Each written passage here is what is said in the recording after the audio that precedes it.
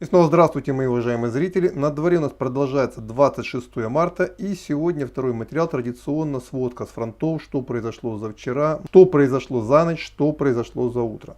Начну уже последние дни традиционно с Изюмского направления, потому что оно сегодня одно из самых основных. Здесь происходит самое важное событие. И от результата итога боев здесь зависит очень много, а именно окружение, возможное окружение, я думаю, почти предрешенное окружение всего, северной части, по крайней мере, Донбасского фронта. Итак, чем закончились вчерашние бои? Судя по тому, что мне написали мои уважаемые зрители, украинские вооруженные силы, получив удар, по сути, в тыл в районе Каменки, отошли на позиции в районе населенного пункта Долгенькое. То есть уже вечером вчера те войска, которые отошли с севера, начали интенсивно укреплять эти позиции, и очевидно, что здесь они будут пытаться задержать наступление российских войск.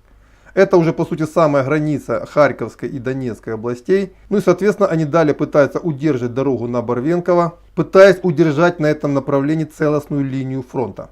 Насколько это им здесь удастся, поглядим по итогу боев сегодня. Пока же здесь ситуация на утро выглядела именно таким образом. И также, как мне сообщили местные жители из Краматорска, сегодня утром было объявлено, что люди не появлялись на улицах, а это явный признак того, что через Краматорск и дальше, соответственно, через Славянск будут идти подкрепления на север. То есть очень похоже, что руководство ВСУ очень серьезно обеспокоено российским прорывом и пытается перебросить туда все, что только может, чтобы стабилизировать фронт на этом направлении. Теперь переходим в район Горловки. Судя по той сводке, которую сегодня дало Министерство обороны Российской Федерации, традиционно каждый день дает 2-3 километра продвижения вперед войск ДНР. По состоянию на утро был занят населенный пункт Новобахмутовка. И таким образом наступающая группировка Донецкой Народной Республики уже перерезала дорогу на Авдеевку с севера. И на сейчас в Авдеевку ведет только одна безопасная для ВСУ дорога с запада. Также вчера войска Донецкой Народной Республики взяли населенный пункт Новомихайловка. И таким образом намечается новое направление основного удара для обхода позиций вооруженных сил Украины на реке Сухие Ялы. То есть южнее Марьинки и далее на Курахово.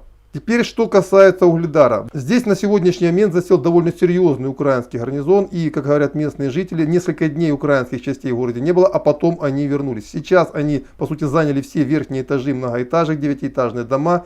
И, прикрываясь живым щитом, заняли в городе круговую оборону. На Мариупольском фронте по состоянию на утро войска Российской Федерации уже почти отрезали южную часть города от основной группировки. И таким образом Мариупольский котел уже по сути рассечен на две части. На киевском направлении идут бои местного значения, никаких серьезных наступательных и контрнаступательных операций нет. Уже ВСУ согласилась с тем, что их попытка контрнаступления, то знаменитое якобы окружение российских войск в треугольнике Буча, Ирпень, Гостомель, оно провалилось. И также не могу не сказать о событиях, происходящих в Черниговской области. Как вы помните, вчера в Семеновку зашли российские войска, но к вечеру уже они из нее ушли. Полдня примерно российские войска были в городе, провели профилактическую беседу с местным руководством, никакого сопротивления там, естественно, не оказывали, была раздача гуманитарной помощи, и к вечеру российские войска из города вышли. То есть военно-гражданской администрации там вчера создано не было. Тем не менее, события там напоминают те события, которые ранее были, например, в городах юга Украины. То есть когда российские войска зашли, вышли, потом обратно зашли, уже установили администрацию, и дальше город живет по новым правилам. И вот именно это вчера произошло в Славутиче, городе западнее Чернигова, когда вчера днем вошли российские войска и оттуда не ушли. Они заняли центральную администрацию, заняли город. Причем буквально сразу же в городе был запущен уже известный сценарий так называемого сопротивления. Утром местные активисты вышли на митинг, требуя выхода российских войск. Чем это все в конечном итоге закончится, можно посмотреть на примерах Мелитополя, Бердянска,